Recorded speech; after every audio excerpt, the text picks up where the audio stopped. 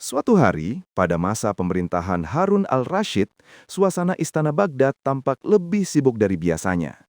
Matahari pagi menyinari halaman istana yang luas, sementara para pengawal berdiri berjaga dengan sikap tegap dan waspada.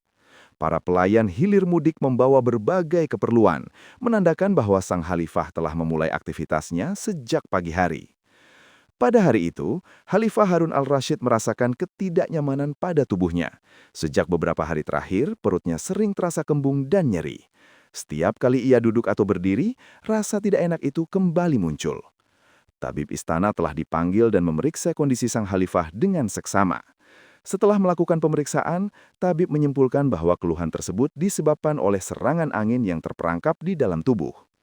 Meskipun tabib telah memberikan ramuan dan nasihat, keluhan itu belum juga sepenuhnya hilang. Harun al-Rashid merasa kurang puas. Ia pun teringat kepada Abu Nawas, seorang yang terkenal bukan hanya karena kelucuannya, tetapi juga karena kecerdikan dan cara berpikirnya yang tidak biasa. Sang khalifah kemudian memerintahkan para pengawal untuk memanggil Abu Nawas menghadap ke istana. Tak lama kemudian, Abu Nawas tiba di istana. Dengan pakaian sederhananya, ia melangkah memasuki balairung istana. Seperti biasa, raut wajahnya tenang, meskipun di dalam hatinya ia bertanya-tanya tentang alasan pemanggilan dirinya. Harun al-Rashid menyambut Abu Nawas dengan senyuman, lalu mempersilahkannya mendekat. Setelah Abu Nawas memberi salam dan berdiri dengan penuh hormat, Harun al-Rashid pun mulai berbicara. Ia menceritakan keluhan yang dirasakannya akhir-akhir ini. Dengan nada serius, ia berkata bahwa tabib istana menyebut penyakit itu sebagai serangan angin. Mendengar hal tersebut, Abu Nawas tampak sedikit keheranan. Dengan sikap sopan, ia pun bertanya apa yang dapat ia lakukan untuk membantu Baginda. Harun al-Rashid lalu mengucapkan sebuah perintah yang terdengar sangat aneh. Ia meminta Abu Nawas untuk menangkap dan memenjarakan angin yang menyebabkan penyakitnya. Mendengar perintah itu, Abu Nawas terdiam. Ia menundukkan kepala seolah sedang merenungkan kata-kata sang khalifah. Harun al-Rashid kemudian menegaskan bahwa Abu Nawas diberi waktu 3 hari untuk menyelesaikan tugas tersebut. Setelah itu, Abu Nawas dipersilahkan kembali ke rumahnya. Dalam perjalanan pulang, Abu Nawas berjalan dengan langkah perlahan. Pikirannya dipenuhi kebingungan.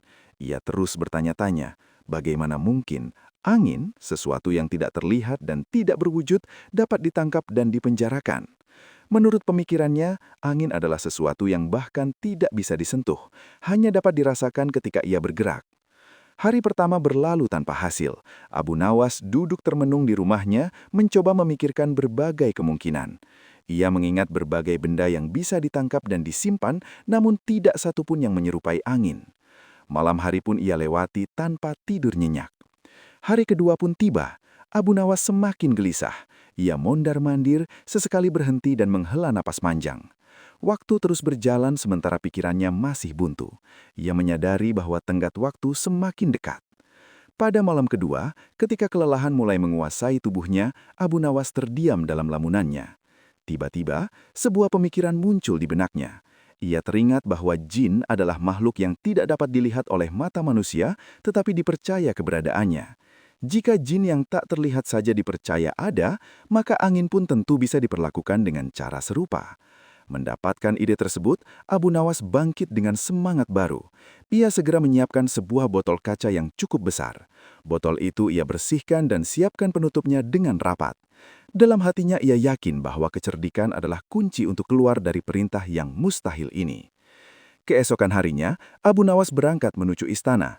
Ia membawa botol tersebut dengan hati-hati. Setibanya di istana, ia langsung menghadap Harun al-Rashid dan menyerahkan botol itu kepada sang khalifah. Harun al-Rashid memandang botol tersebut dengan penuh tanda tanya. Ia lalu bertanya, di mana angin yang telah diperintahkan untuk ditangkap? Abu Nawas menjawab dengan tenang bahwa angin itu berada di dalam botol tersebut. Harun al-Rashid semakin heran karena ia tidak melihat apa-apa. Abu Nawas pun menjelaskan bahwa angin memang tidak dapat dilihat oleh mata, tetapi keberadaannya dapat dibuktikan dengan cara lain.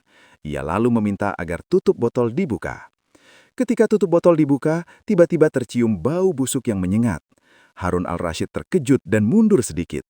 Dengan nada marah, ia bertanya bau apa itu dan dari mana asalnya. Dengan wajah pucat dan nada suara gemetar, Abu Nawas menjelaskan bahwa ia telah membuang angin dan memasukkannya ke dalam botol tersebut. Agar angin itu tidak keluar, ia menutup botol itu dengan rapat, seolah-olah telah memenjarakannya. Mendengar penjelasan itu, Harun al-Rashid terdiam sejenak. Ia memikirkan kata-kata Abu Nawas. Amarahnya perlahan mereda. Ia menyadari bahwa meskipun terdengar lucu, penjelasan itu tidak sepenuhnya salah. Tak lama kemudian, Harun al-Rashid tertawa berbahak-bahak. Tawa sang khalifah menggema di balairung istana. Ia mengakui kecerdikan Abu Nawas yang mampu menjalankan perintah mustahil dengan cara yang cerdik dan menghibur. Sebagai bentuk penghargaan, Harun al-Rashid pun memberikan hadiah kepada Abu Nawas. Abu Nawas bersyukur dan berterima kasih kepada sang khalifah. Ia merasa lega karena berhasil menyelesaikan tugas tersebut. Sejak peristiwa itu, kisah Abu Nawas menangkap angin menjadi buah bibir di kalangan istana dan masyarakat. Beberapa orang yang mengenal Abu Nawas mencoba menanyakan bagaimana ia bisa menemukan cara tersebut. Abu Nawas hanya tersenyum dan berkata bahwa setiap masalah pasti memiliki jalan keluar jika dipikirkan dengan tenang dan tidak terburu-buru. Ia menasihati agar manusia tidak mudah putus asa ketika menghadapi perintah atau masalah yang tampak mustahil. Di istana, Harun al-Rashid semakin menghargai Abu Nawas. Meskipun tidak selalu memanggilnya, sang khalifah tahu bahwa Abu Nawas adalah sosok yang dapat diandalkan dalam keadaan sulit. Namun, Harun al-Rashid juga memahami sifat Abu Nawas yang lebih menyukai kebebasan daripada jabatan. Kisah ini kemudian menyebar ke berbagai daerah.